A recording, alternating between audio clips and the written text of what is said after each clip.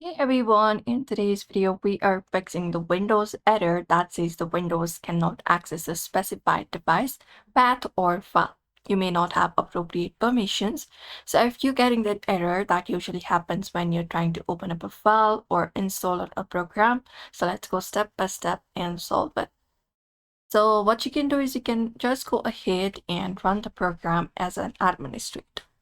So if let's say this is the file that is getting that error when you're trying to open it up, you just need to right click on the file and you'll be finding option called run as administrator. You can just go ahead and open it up and give the necessary permissions for that. And apart from that, what you can do is you can unblock the file. So right click on the file and from there you can find an option called properties. Head over and open it up.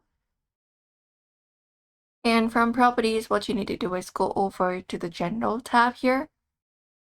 And if there is an option for unblock, you can just go ahead and look out for that option, or you can select uncheck this option. It's called read only and hidden. After that, click on apply and hit OK and do so. You can also change the permissions for the particular file. Right click on the file that is having the issue and go to properties once again. And from properties, you need to go over to the security tab. And here you will be finding this. You can select your username. After that, click on edit and select the option for full control here. If you select the administrator option, it should give you option. After click on apply and click on OK, and that should change the permission. Once it is done, you can check the antivirus or Windows security. Sometimes your antivirus blocks the file. So you can go to Windows plus I and open it up. Go to privacy and security. And you can just directly search for antivirus. And look out for virus and threat protection. And go ahead and if there is any kind of, go to manage settings. And if there is any kind of antivirus firewall on, you can turn it off, and if it works, you can add the file to antivirus exclusions as well. Apart from that, you can check the system file.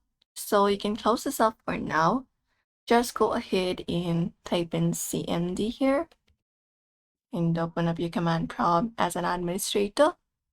And once you do so, you may go ahead and type in sfc space scan now and hit enter. And that should start scanning, and this process may take some time. You just need to wait for this verification to be completed and let it repair the corrupted system files. And that's it. One of these steps should fix the error so you can access your programs or file again. So if this video helped, don't forget to like and subscribe for more Windows fixes.